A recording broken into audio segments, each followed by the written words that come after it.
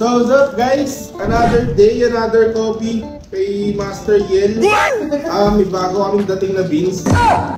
So, From Cooking Dad. Order na tayo ng 5 kg ngayon, no? Masarap siya. Sarap yung blend ni Dad, no? Taste profile, rich, chocolatey undertone, nuts, caramel. Ito, Freshly roasted today. yes sir, 8.15. Lasang taho. Sarap. Safe. So 5 kg for ang delivery natin today.